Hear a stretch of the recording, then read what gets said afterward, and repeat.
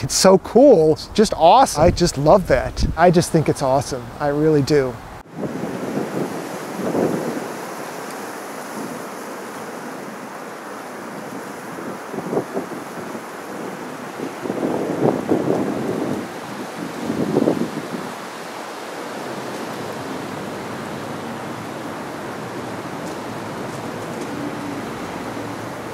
How's it going today, guys? I just want to take a minute today and show you my next Hols Hausen.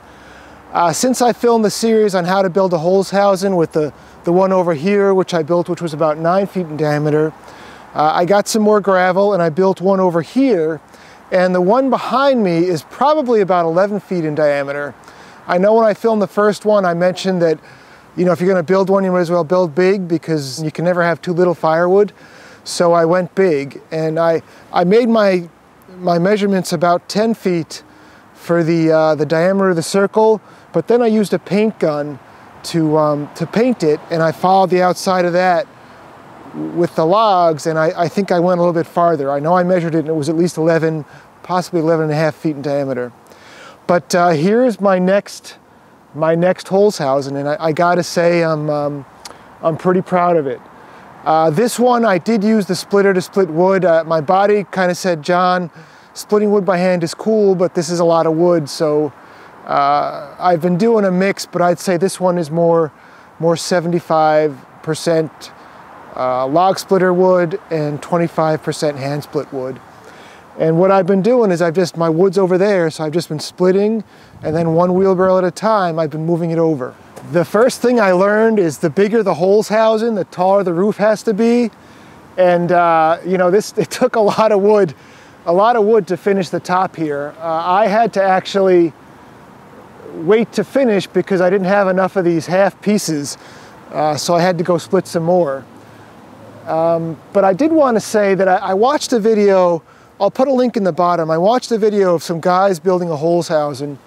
And what they did is they put a tarp on the top of it, they cut a hole in the middle of the tarp so the air could still get through, and then they just threw wood on top.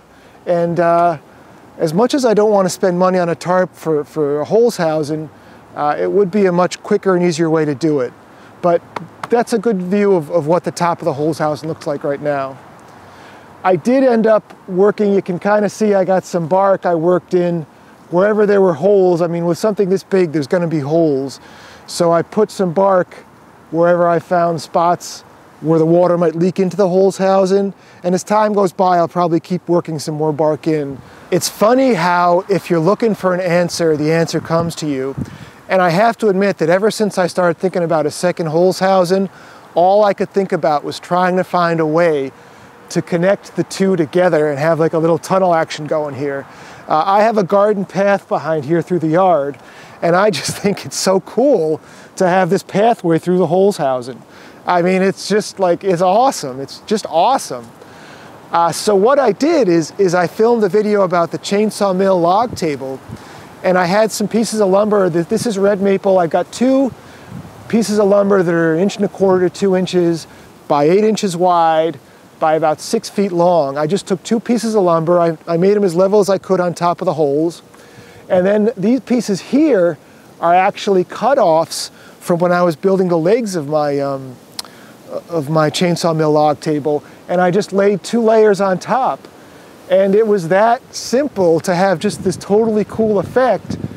And I made sure I built it so you can walk through without scrunching down. I just love that. And I'm really, you know, I don't know if I want to burn these now because the wood is so beautiful. If I can leave them for a couple years before I burn them and just enjoy the view. I mean, this is what you're looking at. The back of this is what you're looking at from the kitchen window. And I just think it's awesome. I really do. Unfortunately, we did have one snafu when I built the Hols Hausen. When I was building this corner, there was one point where it kept trying to go level on me. And this is the first one I've ever built where I don't have any boards on the outside to raise the height. And I was going out of my way to not use any boards on the outside to raise the height. And I'll admit I got a little bit impatient. I got a little bit frustrated. and I let this corner go farther than it should have. It got up to level and maybe a little bit past level. So I don't know if you can see or not, but this side is kind of blowing out. And I'm really not sure. It's sad, but I'm really not sure that this side is going to make it, you know, through the summer. The roof keeps caving in, and if I push these boards, I was out yesterday and I pushed them all back in, but they keep sliding. So I just want to caution you that if you're building a Holz, it's very important to have at least a little bit of slope inward until you get to the roof, because this is what happens. And it's a shame that it could fall, but even if it falls, I've got gravel underneath, and I've got a boatload of well-seasoned firewood, or I'll have a boatload of well-seasoned firewood next year. That's pretty much it for the tour, folks. I hope you enjoyed the Holz tour. I'm pretty excited. And now that we got 2 Hols Hausens done, I'm looking forward to making some milling videos, because I really wanted to get this wood split and started to dry so I can have a backlog of firewood, because I didn't want to have to keep worrying if I'm going to have firewood. And if I have firewood, is it going to be seasoned? So I've got a very good backlog. I've still got probably about 10 more cords to split, which I'll pick away at over the winter, but that wood I'll just make into a rough Hols Hausen closer to where I split. We'll do some milling videos, and then I'd like to do some equipment maintenance videos. I don't know if anybody, you guys don't seem to enjoy the equipment maintenance stuff as much, but I enjoy making them. But I got some work on the Dingo, the Bobcat, like tune-up stuff to do. And we'll see what else comes along. But thanks for watching, folks, and we will see you soon. Have a great day. So what I want to do today is go ahead and show you guys how to build a Hols Hausen. I started cutting my wood last week, and I've also got 3 wheelbarrows and a green bucket over there of wood I split about 2 or 3 weeks ago that have just been sitting around.